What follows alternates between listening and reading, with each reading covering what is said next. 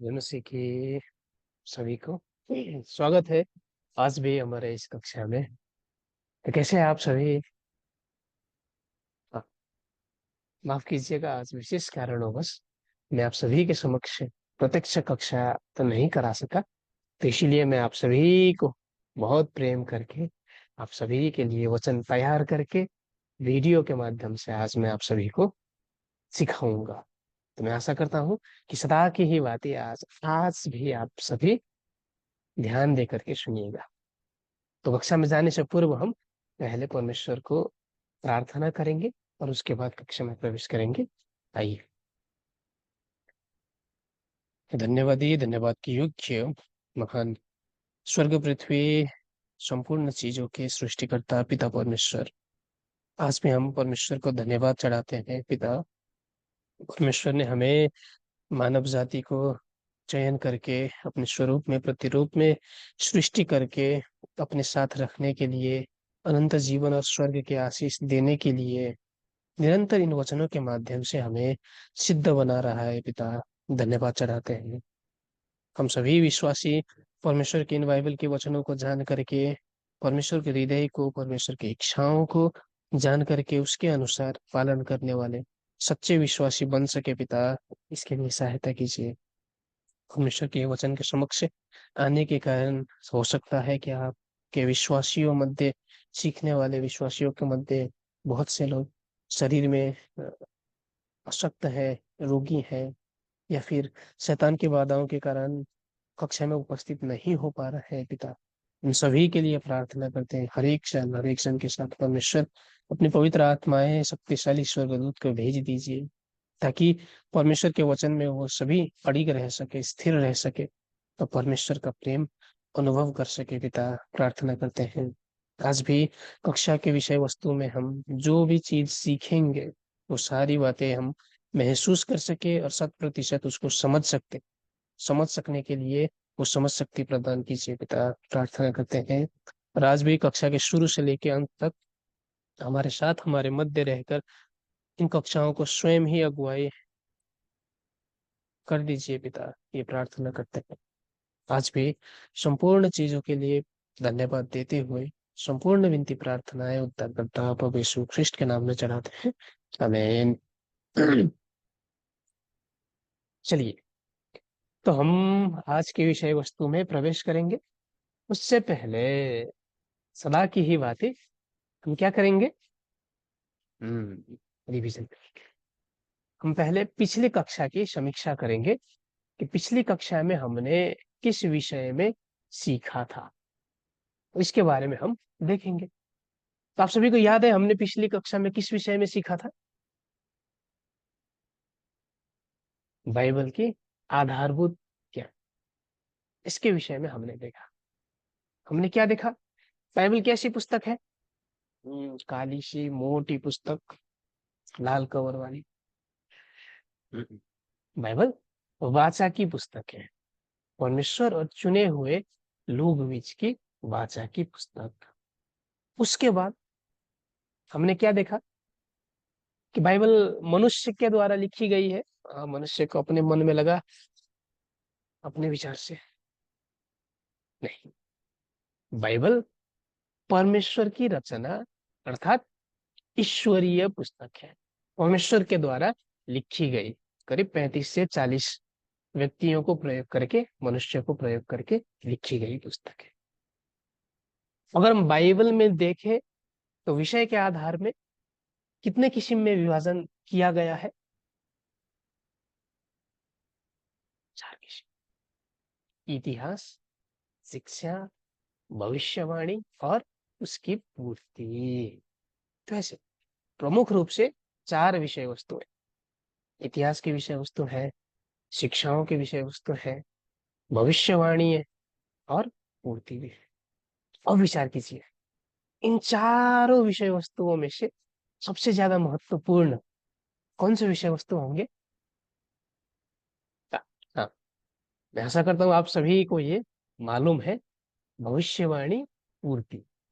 पूर्ति सबसे ज्यादा महत्वपूर्ण है। क्यों महत्वपूर्ण है भविष्यवाणी और पूर्ति? इसका महत्व क्या है? इसके माध्यम से, भविष्यवाणी पूर्ति के माध्यम से परमेश्वर की अस्तित्व हम महसूस कर सकते हैं। परमेश्वर सत्य है, इस चीज को प्रमाणित कर सकते हैं भविष्यवाणी पूर्ति के माध्यम से। और परमेश्वर के काम करने का तरीका क्या है? भविष्यवाणी पूर्ति, भविष्यवाणी पूर्ति, भविष्यवाणी पूर्ति। आप सभी में से कोई ऐसा है कि आप सभी ने जो बोला वो 100% आज तक पूरा हुआ हो, या फिर बोल करके सभी बातें पूरी की हो? नहीं, मैं भी नहीं, नहीं है। लेकिन परमेश्वर जो भी बोलता है वो अनिवार्य रूप से पूरा करता है, 100%। तो इसीलिए उस भविष्यवाणी पूर्ति को देख करके परमेश्वर पर विश्वास किया जा सकता है। वो सच्चा विश्वास है, वयस्क विश्वास है, सिद्ध विश्वास। तो इसीलिए भविष्यवाणी और पूर्ति महत्वपूर्ण है, सबसे ज्यादा महत्वपूर्ण है। और उसके बाद हमने देखा था कि भविष्यवाणी पूर्ति के क्रम, प्रक्रियागत क्रम, किस क्रम में भविष्यवाणी पूरी होती है?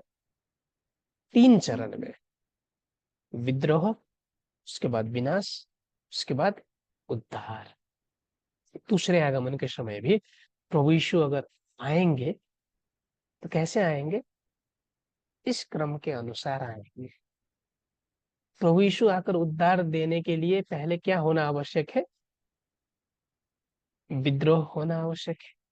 विद्रोह के बाद विनाश होना आवश्यक है, और विनाश के बाद ही प्रभु यीशु आकर उद्धार देंगे।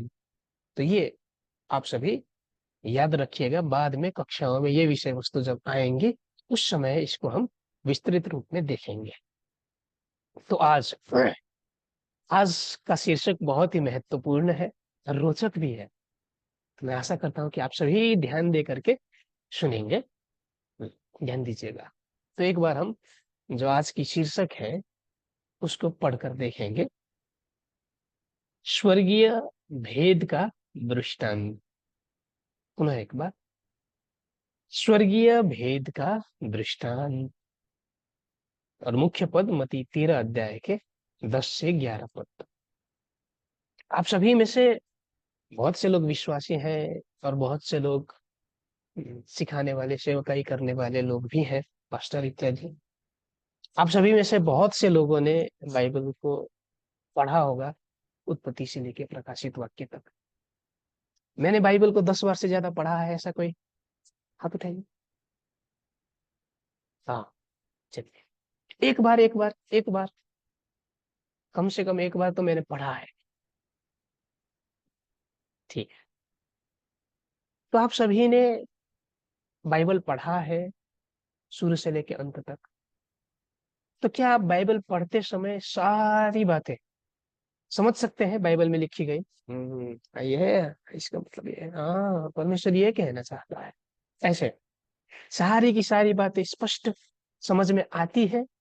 या फिर कभी कभी इसका मतलब क्या होगा, ये क्या है, वो क्या है, ऐसे बुझने में कठिनाई होती है? क्या लगता है आप सभी को? हम्म कितने विषय हम समझ सकते हैं, परंतु कितने विषय हमें समझने में कठिनाई होती है, नहीं समझ सकते। कोई विचार किया है आप सभी ने, क्यों ये बाइबल परमेश्वर ने हमें क्यों दिया है? ताकि उसको जान करके हम पालन करें और आशीष प्राप्त करें। हाँ, परमेश्वर ने आशीष देने के लिए बाइबल तो दिया, परंतु समझ ही नहीं पाते, तो क्या फायदा हुआ? क्यों परमेश्वर ने ऐसा कठिन बना दिया है? क्या परमेश्वर हम सभी को, हाँ, हम सभी से छिपाना चाहता है कुछ? इस विषय में आज हम स्पष्ट रूप से एक एक करके देखेंगे। बाइबल में अगर हम देखें तो स्वर्ग के रहस्य, स्वर्ग के भेद बताए गए बाइबल में। तो इसीलिए वो भेद परमेश्वर ने स्पष्ट रूप से नहीं बताया है, उसको छिपा करके सांकेतिक भाषाओं में बताया है, जिसको दृष्टांत कहा जाता है, उसमें बताया है। तो इसीलिए हम जब पढ़ते हैं तो शब्द अनुसार की व्याख्या अगर हम करेंगे, शाब्दिक व्याख्या, तो नहीं, उसका अर्थ हम नहीं समझ सकते। उसके मतलब को जानना होगा, दृष्टांत को जानना होगा, और उसके बाद परमेश्वर ने ये कहा है, स्पष्ट रूप से हम जान सकेंगे। तो चलिए आज ये बातें मन में रख करके बाइबल के अंदर से हम देखेंगे कि क्या क्या चीजें परमेश्वर ने दृष्टांतों में बताया है। तो इससे पहले ये दृष्टांत क्या है, इसको जानना आवश्यक है। क्या है दृष्टांत? हम्म, दृष्टांत क्या है?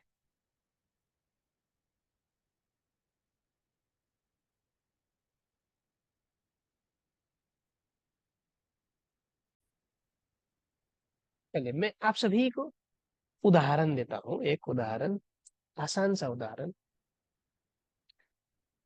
आप सभी ने देखा है किसी व्यक्ति को, बहुत से दुबले पतले व्यक्ति को हम क्या कहकर कहते हैं, संबोधन करते हैं?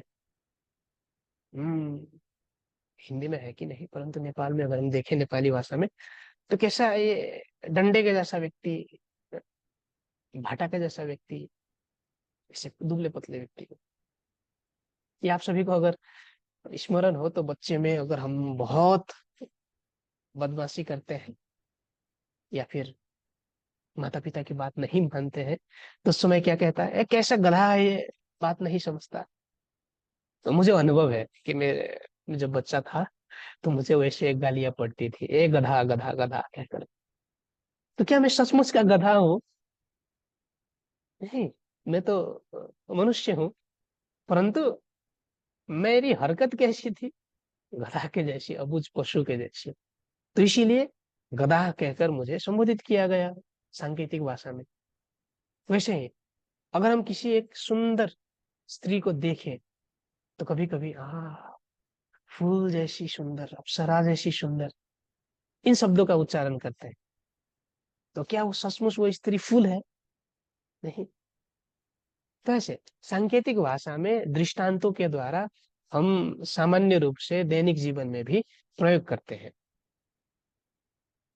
इस संसार में प्रयोग होने वाले दृष्टांत, हम अपने दैनिक जीवन में प्रयोग करने वाले दृष्टांत क्यों प्रयोग करते हैं? समझने में आसानी हो इसलिए प्रयोग करते हैं। जैसे आप सभी ने अगर सुना हो, तो भैंस के आगे बीन बजाए अभैंस रहे पौराई। ये बिहार के ओर शायद बहुत प्रसिद्ध है, भैंस के आगे बीन बजाना। ये भी एक पहेली है, पहेली। तो इसका मतलब क्या, सचमुच भैंस के आगे जाकर के बीन बजाएंगे तो भैंस पौड़ते रहेंगी? नहीं। इसका मतलब क्या, आप सभी को मालूम है कि ना समझने वाले व्यक्ति को जितना भी अगर समझाया जाए तो व्यर्थ है, व्यर्थ है। तो ऐसे संसार में प्रयोग होने वाले जो दृष्टांत है, पहेलियां हैं, वो समझने में आसानी हो इसलिए प्रयोग की जाती है। परंतु बाइबल में भी परमेश्वर ने दृष्टांतों का प्रयोग किया है, पहेलियों का प्रयोग किया है। किस लिए? छिपाने के लिए, छिपाने के लिए। जो परमेश्वर की भविष्य की योजनाएं हैं, उस योजनाओं को छिपाने के लिए, जब तक वो पूरी ना हो, वास्तविक रूप प्रकट ना हो, उससे पहले कोई जान ना सके, छिपाने के लिए परमेश्वर ने प्रयोग किया है। जैसे आसान उदाहरण अगर मैं दूं, तो आप सभी ने मत्ती 24 अध्याय में ये वचन पढ़ा होगा कि प्रभु यीशु का आगमन कैसे होगा। पहले सूर्य चंद्र तारा गिरेगा पृथ्वी पर, उसके बाद प्रभु यीशु आएंगे तुरही बजा करके, अपने चुने हुए को इकट्ठा करेंगे। अब विचार कीजिए, यदि हम इसका शाब्दिक अर्थ निकाले, सूर्य चंद्र तारा, उसमें से भी अगर एक भी तारा, पृथ्वी से कई गुना बड़े बड़े तारा भी हैं, और वो एक तारा आकर के पृथ्वी पर अगर गिरा, भौतिक रूप से, शाब्दिक रूप से, तो क्या पृथ्वी की अस्तित्व रहेगी? पृथ्वी रहेगा बाकी? नहीं, पृथ्वी ध्वस्त होगा, पूरा धूल मिट्टी, कुछ भी बाकी नहीं। अगर पृथ्वी ही बाकी नहीं, तो क्या हम मनुष्य, प्रभु को विश्वास करने वाले लोग वहां पर बाकी रहेंगे? सकते हैं। अगर हम बाकी ही नहीं, जीवित ही नहीं, तो प्रभु यीशु आकर किसको उद्धार देंगे, किसको इकट्ठा करेंगे? बाइबल में तो लिखा गया है कि सूर्य चंद्र तारा के गिरने के बाद, उसके बाद प्रभु यीशु आएंगे। क्या इसका शाब्दिक अर्थ है? उत्तर है नहीं। इसका ये दृष्टांत में बताया गया है, दृष्टांत में बताया गया है, जो परमेश्वर की भविष्य की योजना है। तो इसको हम आने वाले कक्षाओं में एक एक करके देखेंगे। तो ऐसे परमेश्वर ने बहुत से दृष्टांतों को दिया है, ताकि परमेश्वर की योजनाओं को, भविष्यवाणियों को समय से पूर्व ना जाना जा सके, उसके वास्तविकताओं को। चलिए, अब यहाँ पर बाइबल में प्रयोग किया गया दृष्टांत का मतलब क्या है, कि उदाहरणों से मैंने आप सभी को बताने का प्रयास किया, समझाने का। तो ऐसे भविष्य में प्रकट होने वाली वास्तविक रूपों को समान विशेषताएं की किसी अन्य चीज से तुलना करके व्यक्त करने का तरीका, सीधा सीधा नहीं, परंतु दूसरे चीजों का उदाहरण लेकर के, जो उससे विशेषताएं मिलती है, वैसे विशेषताएं वाले दूसरे चीजों की उदाहरण से व्यक्त करने का तरीका। जैसे पहले मैंने उदाहरण दिया, मुझे गधा कहकर संबोधित किया। क्यों? क्योंकि गधा की विशेषता मुझसे मिलती थी, इसलिए। हम कभी कभी स्त्रियों को फूल जैसी, अप्सरा जैसी कहते हैं। क्यों? क्योंकि उसकी जो विशेषता है फूल की, वो उनसे मिलती है। तो ऐसे ही परमेश्वर ने विशेषताएं मिलने वाली किसी चीज को उदाहरण बना के दूसरे चीज को व्याख्या किया है, और उसको दृष्टांत कहा गया है।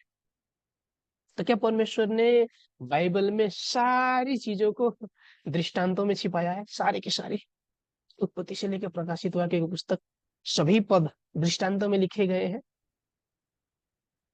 नहीं, नहीं।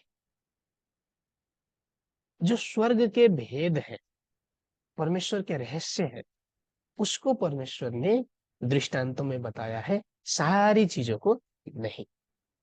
जैसे आप सभी प्रकाशित वाक्य की पुस्तक अगर पढ़ेंगे, तो प्रकाशित वाक्य की पुस्तक कैसी पुस्तक है? इतिहास की पुस्तक है कि भविष्यवाणी की पुस्तक है? भविष्यवाणी की पुस्तक है। और भविष्यवाणी परमेश्वर की योजनाएं हैं, जो भविष्य में परमेश्वर करेगा। उस योजनाओं को परमेश्वर क्या करता है? छिपा करके रखता है कुछ समय तक।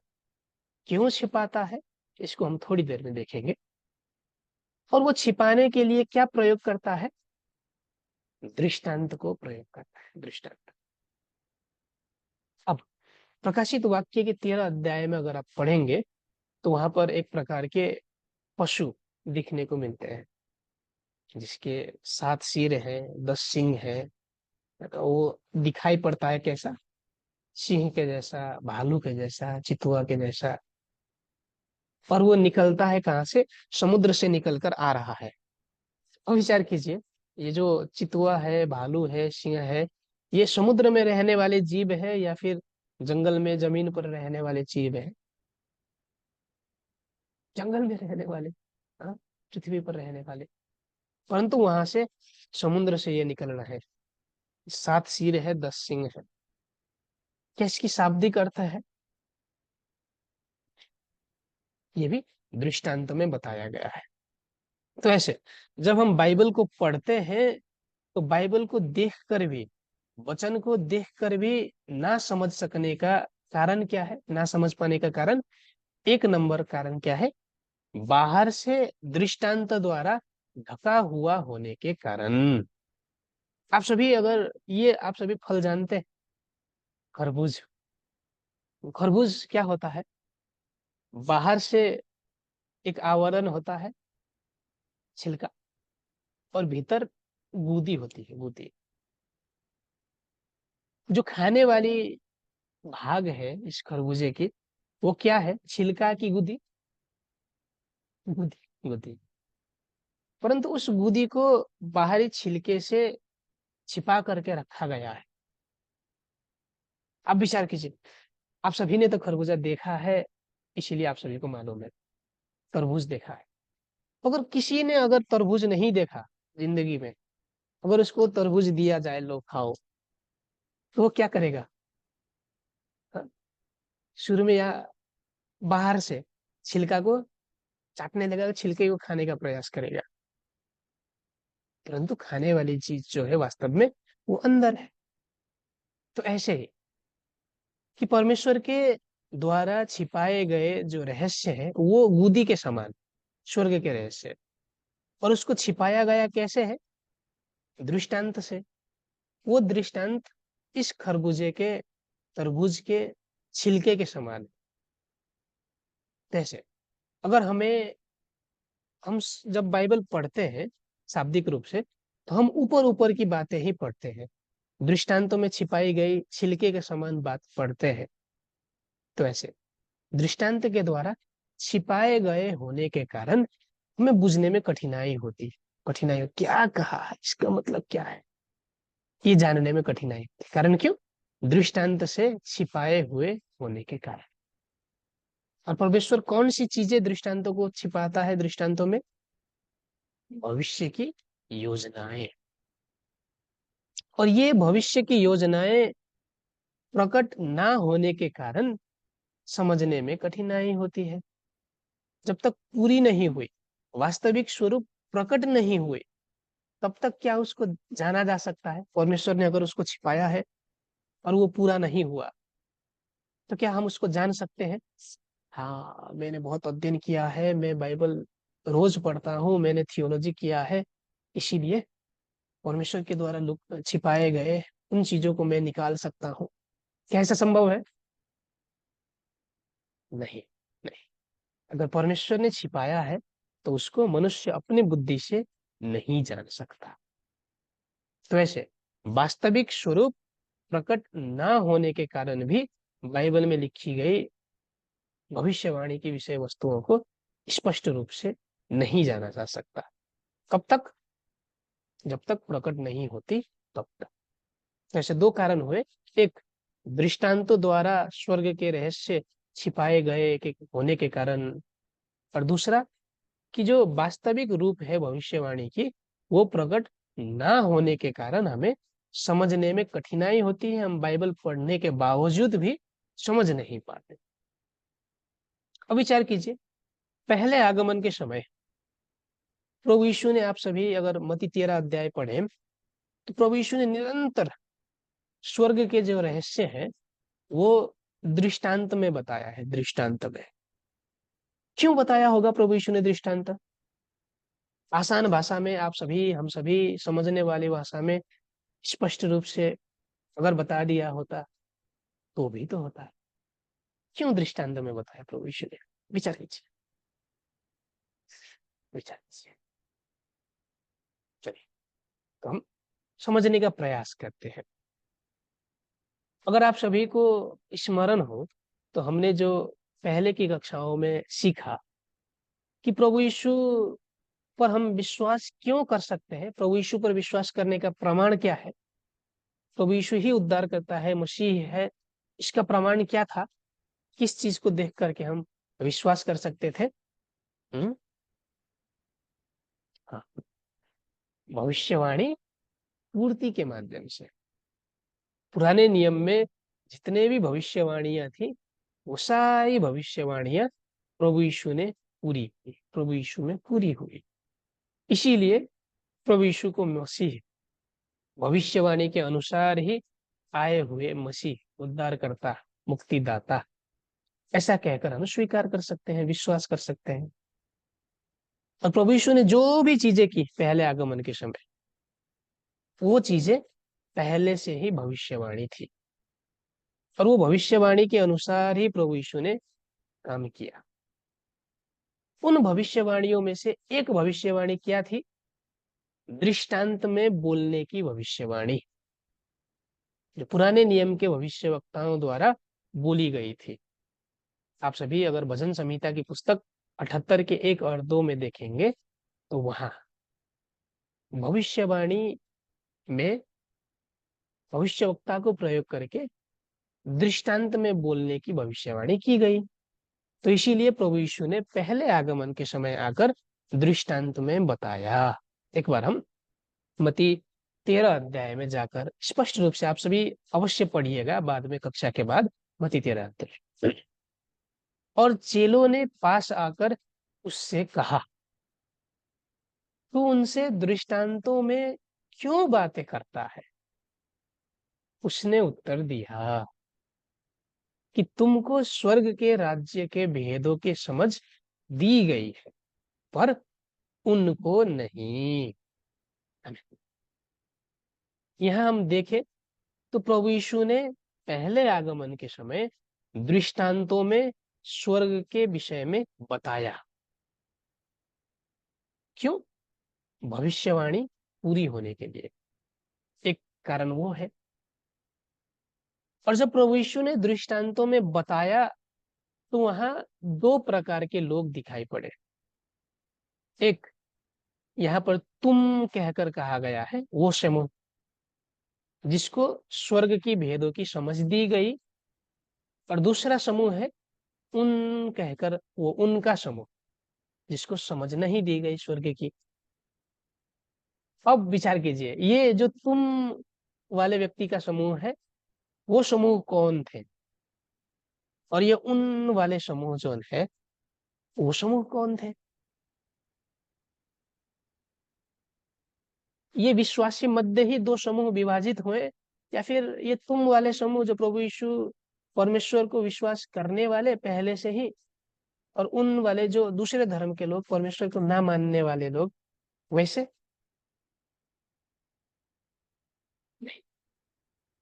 जो ये तुम का समूह है, प्रभु यीशु के चेलों को संबंधित किया है।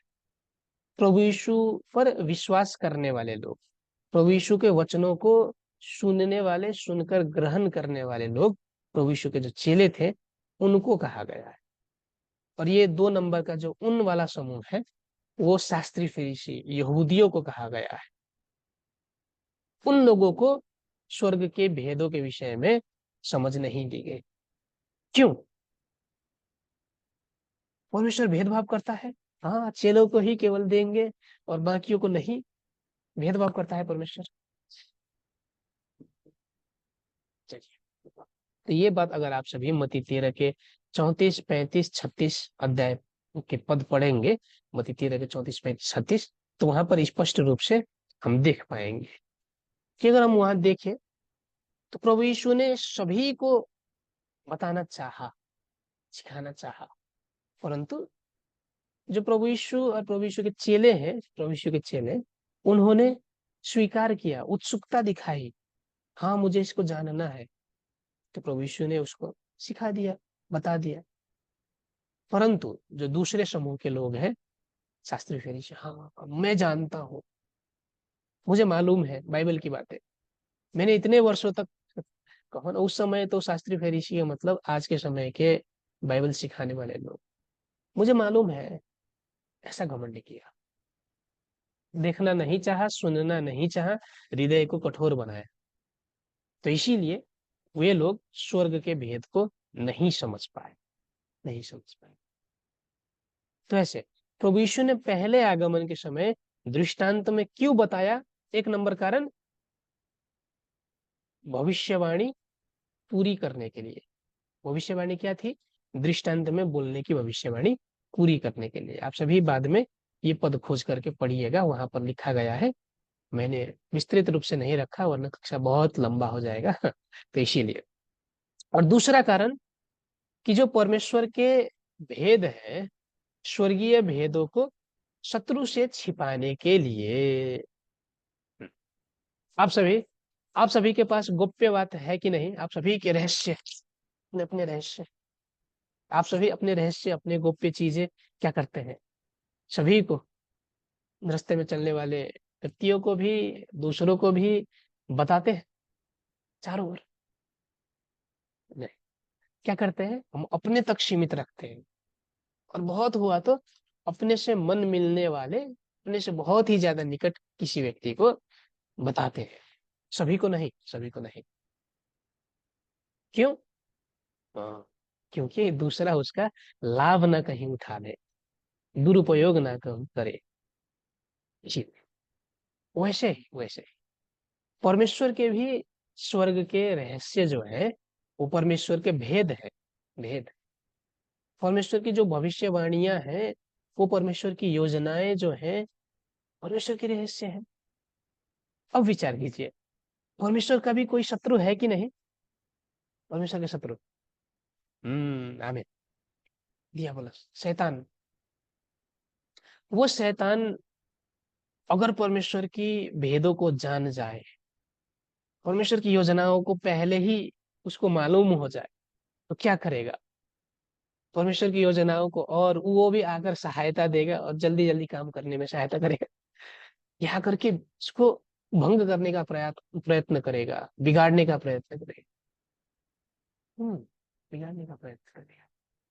जैसे विचार कीजिए, आप सभी, जो मानिए भारत और पाकिस्तान बीच में युद्ध की जो कभी कभी समाचार आती है, अब विचार कीजिए, पाकिस्तान के लोगों को उसकी जो खुफिया सेनाएं हैं उसको भारत के विषय में, इसके पास कितनी हथियार है, कहाँ कहाँ रखी गई है मिसाइल है, अड्डाएं कहाँ कहाँ है, ये सारी बातें अगर उसको मालूम हो गई, विरोधी को, शत्रु को, दुश्मन को कहे, तो वो क्या करेगा? उसको आक्रमण करने में आसानी होगी और वो राज्य तहस नहस हो जाएगा।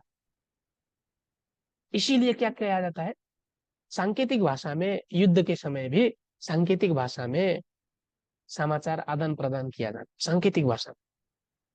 वैसे ही परमेश्वर भी अपने जो रहस्य है उसको अपने विश्वासियों को बताना चाहता है, परंतु उसी समय शैतान से छिपाना भी चाहता है। और ये छिपाने के लिए परमेश्वर ने क्या प्रयोग किया है?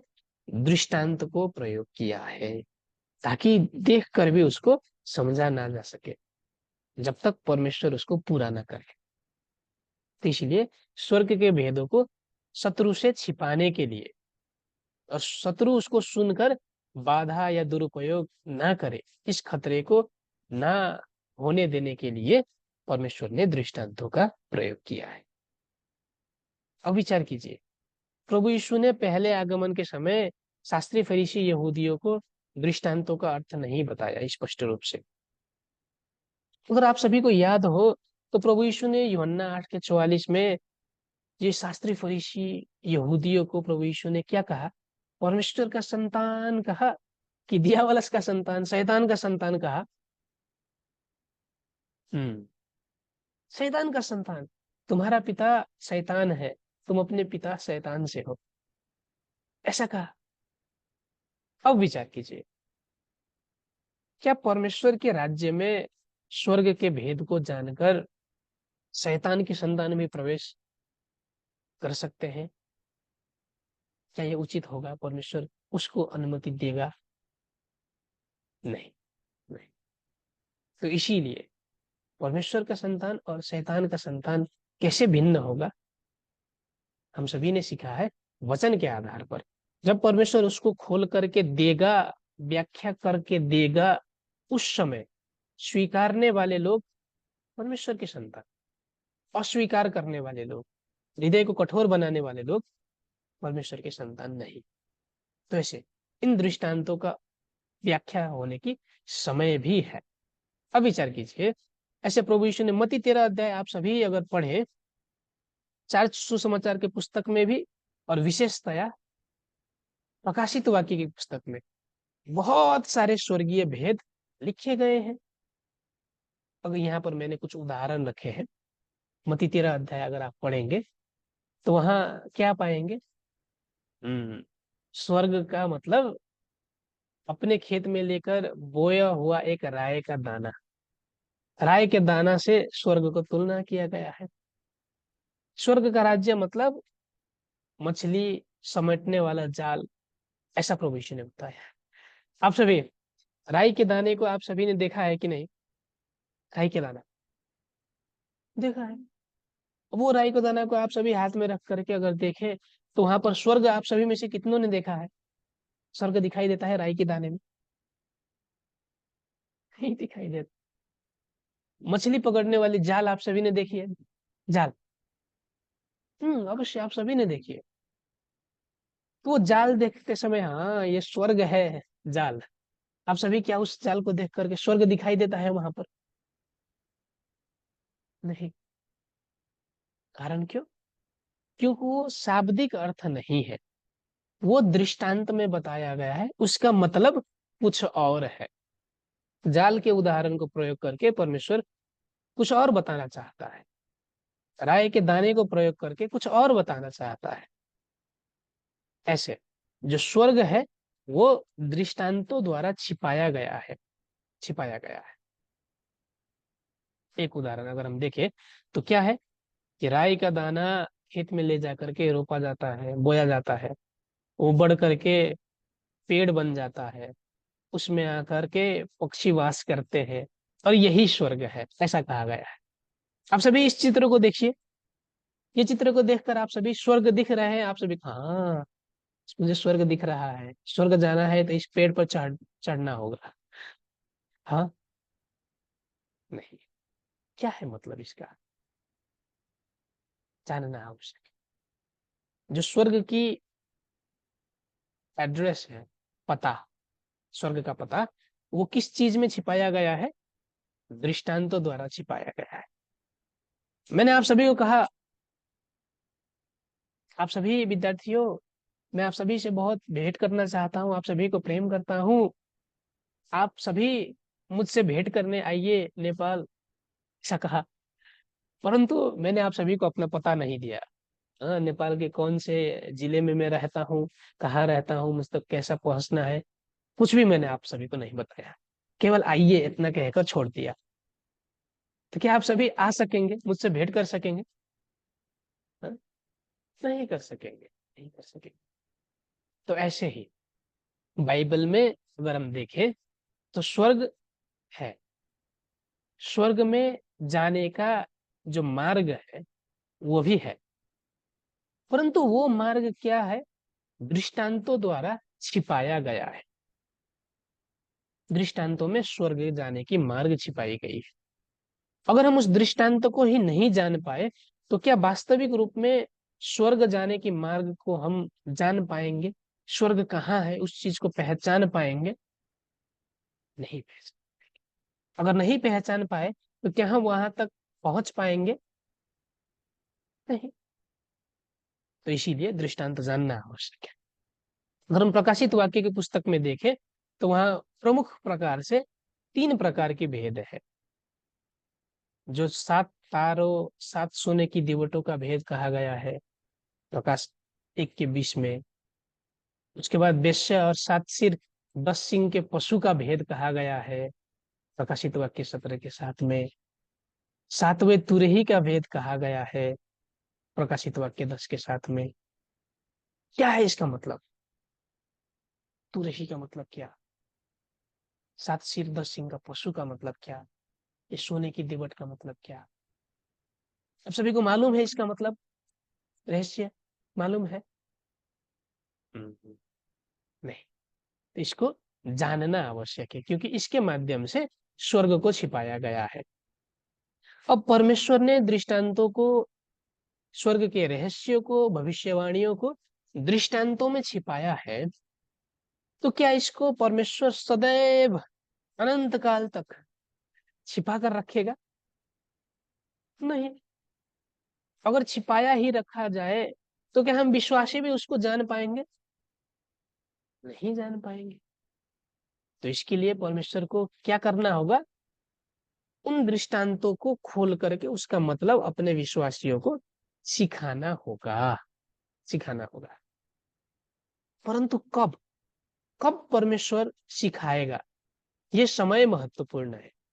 हमने देखा था युग, युग, युग महत्वपूर्ण है, समय महत्वपूर्ण है।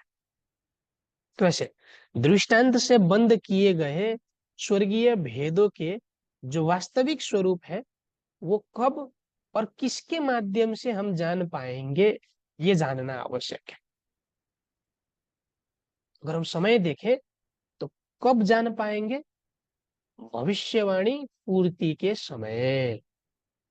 जब परमेश्वर ने जितनी भी भविष्यवाणियां की है वो पूरी होने के बाद, उससे पहले नहीं, पूरी होने के बाद पूर्ति के समय में हम उसको जान पाए, समझ पाएंगे। हाँ, इसका मतलब ये है, इसका मतलब ये है। स्पष्ट रूप से जान पाएंगे। कब? भविष्यवाणी पूर्ति के समय। अगर हम बाइबल में देखें तो प्रमुख रूप से दो वाचाएं हैं। पुरानी वाचा, नई वाचा। पुरानी वाचा में भी भविष्यवाणियां हैं, नई वाचा में भी भविष्यवाणियां हैं। पुरानी वाचाओं की भविष्यवाणी कब पूरी हुई? पहले आगमन के समय, प्रभु यीशु के पहले आगमन के समय। और ये जो नई वाचा की भविष्यवाणियां हैं कब पूरी होंगी? दूसरे आगमन के समय। वैसे जो दृष्टांतों का अर्थ है वो कब जाना जा सकता है? एक बार पहले आगमन के समय में, भविष्यवाणी पूर्ति के समय, और दूसरी बार दूसरे आगमन के समय, नई वाचा की, नए नियम की भविष्यवाणी पूर्ति के समय।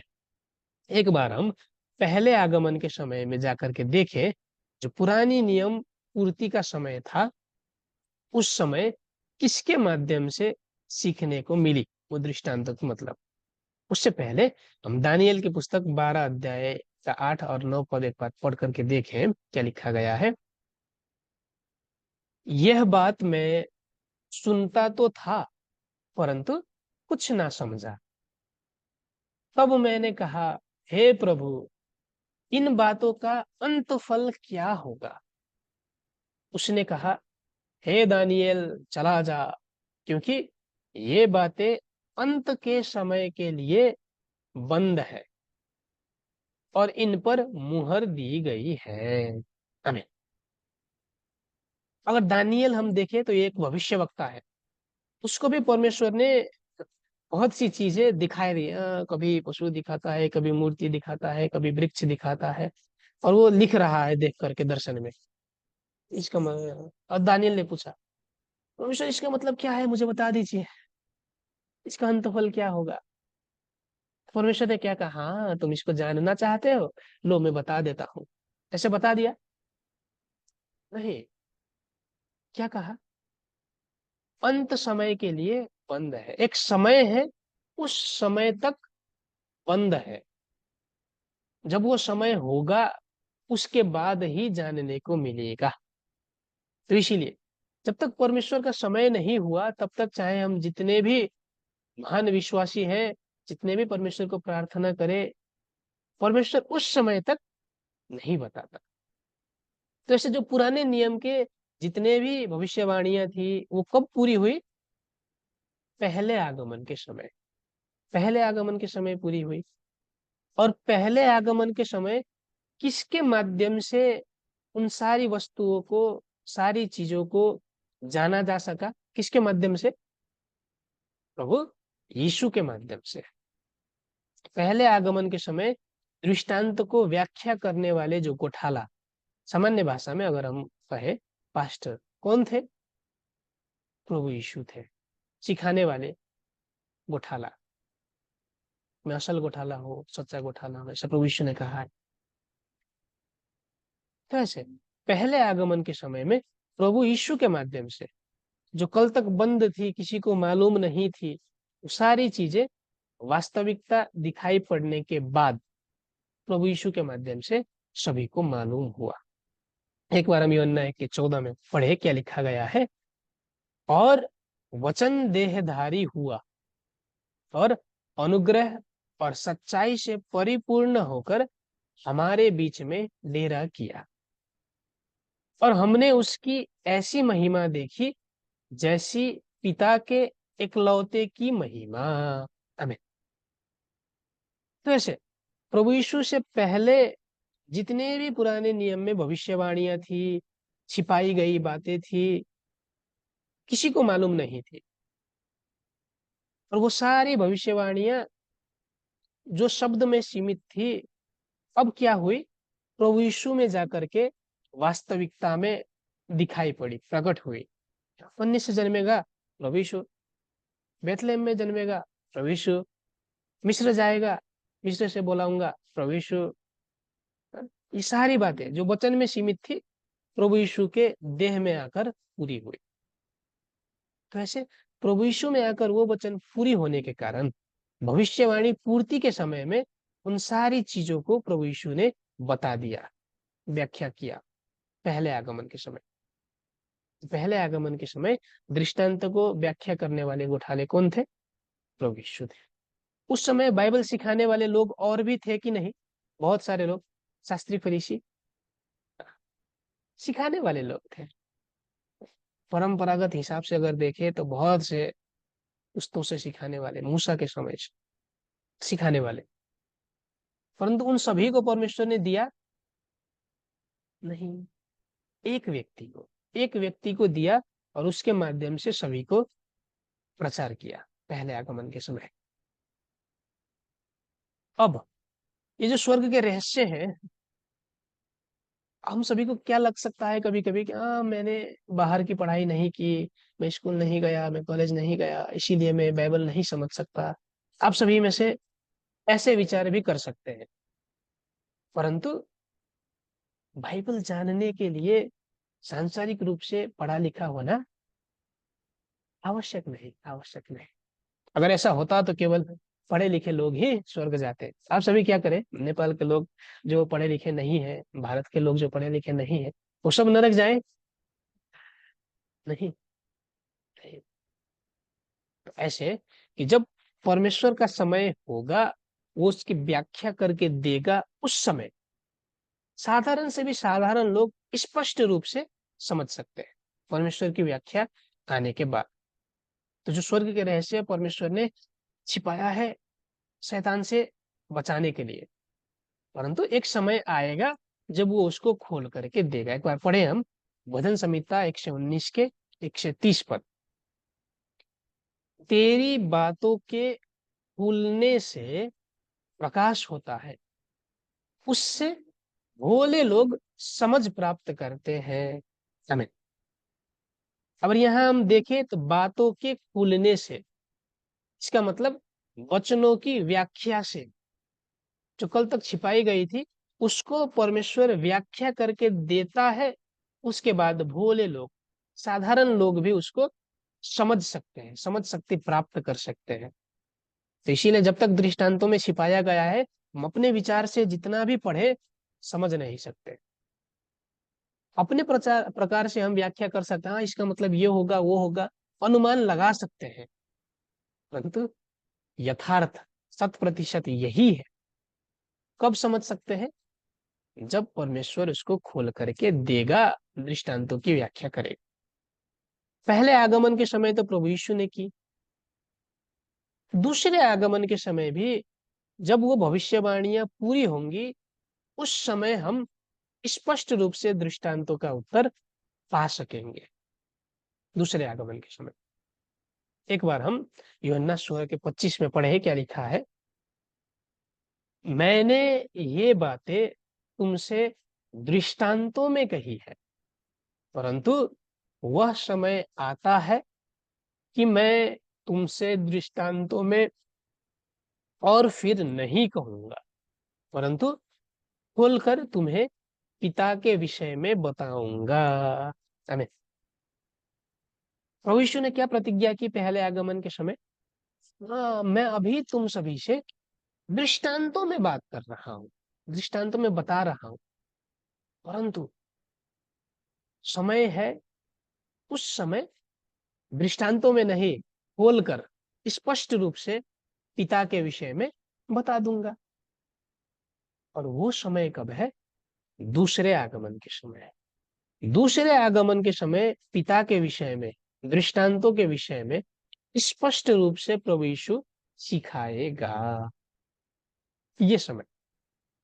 अब विचार कीजिए, प्रभु यीशु ने हाँ मैं सिखाऊंगा बोलकर कहा, तो क्या प्रभु यीशु दूसरे आगमन के समय भी जैसे पहले आगमन के समय में बच्चे बनेंगे करके जन्मे, उसके बाद बड़े हुए थोड़े थोड़े होकर के 30 वर्ष के समय में प्रसार किया, वैसे ही आज पुनः प्रभु यीशु किसी के गर्भ से जन्म लेंगे और उसके बाद बढ़ेंगे बढ़ेंगे बढ़ेंगे और उसके बाद वचन प्रचार करेंगे?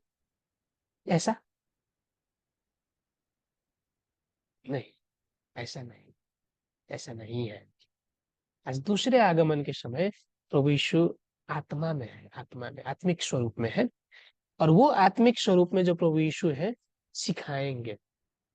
परंतु आप सभी, हम सभी आत्माओं को देख सकते हैं, आत्माओं से दोहरा बात कर सकते हैं? कर सकते हैं? नहीं। हमने बहुत देखा पहले भी कि आत्मा किस चीज को प्रयोग करके अपना काम करती है? शरीर को प्रयोग करके अपना काम करती है। तो प्रभु यीशु भी इन वचनों को सिखाएगा, परंतु कैसे? किसी एक शरीर को प्रयोग करके अपने वक्ता के माध्यम से सिखाएगा दूसरे आगमन के समय। और वो कहाँ उल्लेख किया गया है? अगर हम प्रकाशित वाक्य की पुस्तक 22 के 16 में पढ़ेंगे तो वहां पर लिखा गया है। एक बार हम पढ़ करके देखें। मुझे यीशु ने अपने स्वर्गदूत को इसलिए भेजा कि तुम्हारे आगे कलीसियाओं के विषय में इन बातों की गवाही दे। मैं दाऊद का मूल और वंश और भोर का चमकता हुआ तारा हूँ। आमीन। ये जो प्रकाशित वाक्य की पुस्तक है, ये भविष्यवाणी की पुस्तक है, दूसरे आगमन के समय की पुस्तक है। उस समय प्रभु यीशु क्या करेगा? अपने दूत को भेजेगा। दूत को स्वर्गदूत कहा गया है, परंतु क्या उस स्वर्गदूत को हम देख सकते हैं? कहाँ भेजा? कलसियाओं में भेजा, मतलब चर्च में भेजा। क्यों? गवाही देने के लिए। गवाही देने के लिए। ये सारी चीजें बाद में हम और आगे अगर कक्षा बढ़ेगी तो देखेंगे स्पष्ट रूप से। तो प्रभु यीशु दूसरे आगमन के समय अपने दूत को भेजेगा चर्चों में गवाही देने के लिए। अब विचार कीजिए, चर्च में स्वर्गदूत आकर के आप सभी के पास बैठ करके ऐसे ऐसे कह करके गवाही देगा। हाँ, आत्माओं को आप सभी, हम सभी देख सकते हैं? नहीं।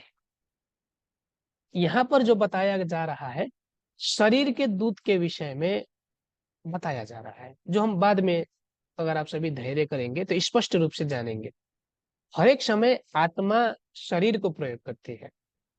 उस शरीर को प्रयोग करके प्रभु यीशु अपनी बातें जो सिखाना चाहता है, मंडलियों में जाकर के, कलीसियाओं में जाकर के, चर्चों में जाकर के सिखाएगा। तो ऐसे प्रभु यीशु ने एक व्यक्ति के विषय में, एक दूत के विषय में प्रतिज्ञा की है। तो दूसरे आगमन के समय प्रकाशित वाक्य 22 के 16 के अनुसार प्रभु यीशु के भेजे गए उस दूत के माध्यम से दृष्टांतों की व्याख्या स्पष्ट रूप से प्राप्त हो सकती है। प्राप्त हो सकती है, जो हम बाद में देखेंगे स्पष्ट रूप से कि वो व्यक्ति के विषय में और भी बहुत सुसमाचार की पुस्तक में, प्रकाशित वाक्य की पुस्तक में बहुत जगह उल्लेख हुआ है। हम ये बाद में दूसरी कक्षाओं में एक एक करके देखेंगे। तो ऐसे दृष्टांतों को समझने का समय, दो समय, भविष्यवाणी पूरी होने के समय, पहले आगमन के समय, दूसरे आगमन के समय। पहले आगमन के समय किसने व्याख्या की? प्रभु यीशु स्वयं ने व्याख्या की। दूसरे आगमन के समय प्रभु यीशु शरीर में नहीं, आत्मा में है, और प्रभु यीशु को अपने विश्वासियों के समक्ष अपनी बातें पहुंचाने के लिए एक शरीर की आवश्यकता है, शरीर की। और वो शरीर प्रभु यीशु का दूत बना करके चर्चों में जाकर के इस चीज का गवाही देगा। तो दूसरे आगमन के समय दृष्टांतों की व्याख्या प्रभु यीशु के दूत के माध्यम से हम सभी प्राप्त कर सकेंगे। ये जानना आवश्यक है। अब दृष्टांत समझने वाले व्यक्ति और ना समझने वाले व्यक्ति का नतीजा क्या होगा, इसको हम मरकुस की पुस्तक में 4 अध्याय में जाकर के स्पष्ट रूप से देख सकते हैं। पढ़े। जब वह अकेला रह गया तो उसके साथियों ने उन 12 समेत उससे इन दृष्टांतों के विषय में पूछा। उसने उनसे कहा, तुमको तो परमेश्वर के राज्य के भेद की समझ दी गई, परंतु बाहर वालों के लिए सब बातें दृष्टांतों में होती है, इसीलिए कि वो देखते हुए देखे और उन्हें सुझाई ना पड़े, और सुनते हुए सुने भी और ना समझे। ऐसा ना हो कि वो फिरे और क्षमा किए जाए। आमीन।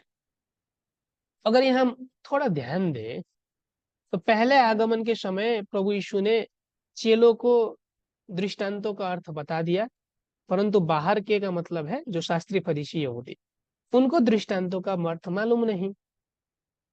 जिसको दृष्टांतों का अर्थ मालूम हुआ, बंद किए गए चीजों का अर्थ मालूम हुआ, उन्होंने क्या किया, वो फिरे। फिरे का मतलब पश्चाताप किया।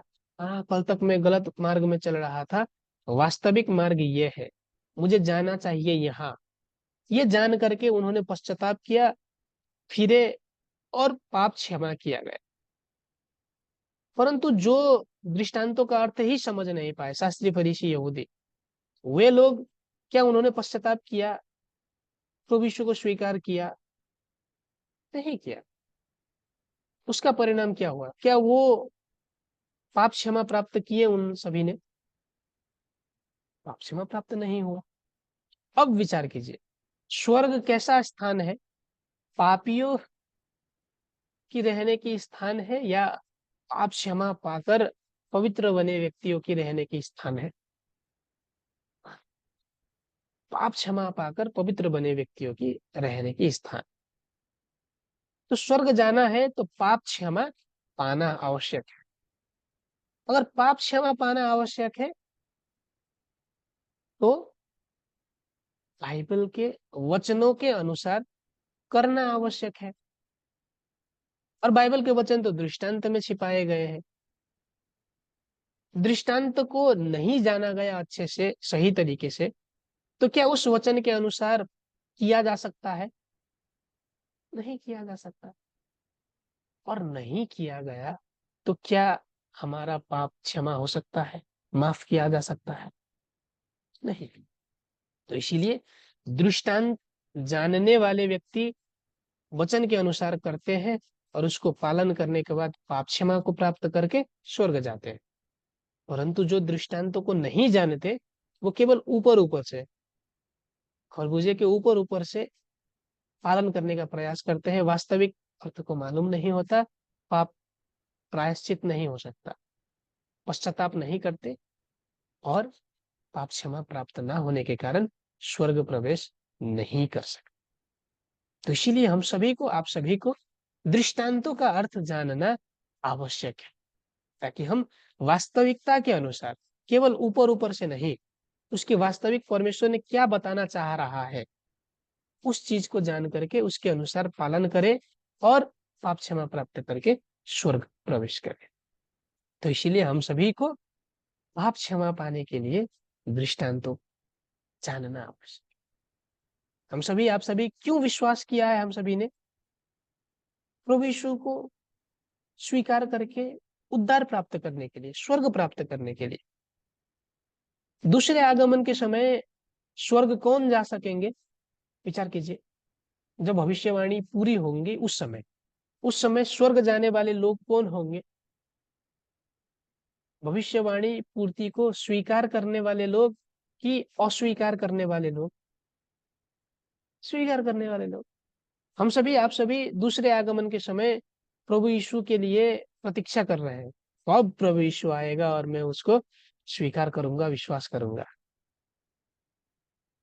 परंतु दूसरे आगमन के समय प्रभु यीशु आपके विचार अनुसार, मेरे विचार अनुसार प्रकट होंगे कि बाइबल में लिखी गई भविष्यवाणियों के अनुसार आएंगे? भविष्यवाणियों के अनुसार। और वो भविष्यवाणियां किस चीज में लिखी गई है? स्पष्ट रूप से लिखी गई है कि दृष्टांतों में। दृष्टांतों में अगर उस दृष्टांतों का अर्थ मालूम नहीं हुआ तो क्या वो भविष्यवाणियां हम सही तरीके से जान पाएंगे? नहीं। अगर भविष्यवाणियां ही हम नहीं जान पाए तो क्या प्रभु यीशु को स्वीकार कर पाएंगे? नहीं।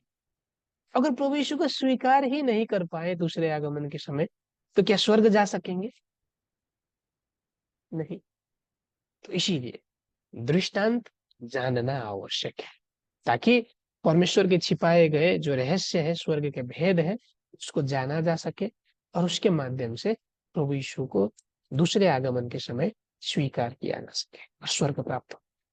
तो ऐसे दृष्टांत को जानने वाले लोग स्वर्ग जाएंगे, पर ना जानने वाले लोग, दुखद बात है, परंतु परमेश्वर की दृष्टि में स्वर्ग प्रवेश नहीं कर सकेंगे दूसरे आगमन के समय, जब भविष्यवाणी पूरी होंगी उस समय। तो इसीलिए हम सभी, आप सभी, इन कक्षाओं के माध्यम से आप सभी को क्या लगता है, दृष्टांतों का उत्तर मिलेगा कि नहीं मिलेगा? हम्म। तो इन कक्षाओं के माध्यम से आप सभी को, अगर आप सभी ने धैर्य किया, अंत तक रहे, तो सारे दृष्टांतों का अर्थ हम एक एक करके सीखेंगे। बस प्रभु यीशु का वो समय हुआ है और प्रभु यीशु ने खुल करके भेजा है। तो ये सारी बातें हम एक एक करके हर एक कक्षाओं में सीखेंगे। तो आप सभी अपना हृदय खुला बना करके, मांस का हृदय, नरम हृदय बना करके आइएगा, और यदि बाइबल के अनुसार है तो उसके अनुसार पालन करने का प्रयत्न कीजिएगा। चलिए, आज की कक्षा को हम यहाँ तक रख के प्रभु के द्वारा सिखाए गए प्रार्थना से अंत करेंगे। हाम्रा पिता जो स्वर्गमा हुनुहुन्छ, तपाईँको नाम पवित्र होस्, तपाईँको राज्य आओस्, तपाईँको इच्छा स्वर्गमा पुरा भए जस्तै यस पृथ्वीमा पुरा भएको होस्। हामीलाई आज हाम्रो दैनिक भोजन दिनुहोस्, हाम्रा अपराध क्षमा गर्नुहोस् जसरी हामीले आफ्ना अपराधीहरूलाई क्षमा गरेका छौँ। हामीलाई परीक्षामा पर्न नदिनुहोस्, तर दुष्टबाट छुटाउनुहोस्, किनभने राज्य, पराक्रम र महिमा सदा सर्वदा तपाईँकै हुन्। आमेन। तो हो सकता है आज शायद आप सभी को थोड़ा कठिनाई अनुभव हुआ हो। आप सभी पुनः इस चीज को दोहरा करके सुनिएगा, वचनों को देखिएगा, जो पद है उसको पढ़िएगा, और यदि स्पष्ट ना हुआ तो पुनः हमारा सहयोग मांगिएगा। तो मैं आशा करता हूँ कि आप सभी सही तरीके से इन वचनों को लेंगे और अपना हृदय नम्र बनाएंगे, और शास्त्री फरीसियों की तरह कठोर नहीं होंगे, और इन चीजों को वचन अनुसार है तो स्वीकारने का प्रयत्न करेंगे। तो हम अब दूसरी कक्षा में हम प्रत्यक्ष भेंट करेंगे। उस समय तक आप सभी सुरक्षित रहिए, आराम कीजिएगा। जय मसीह।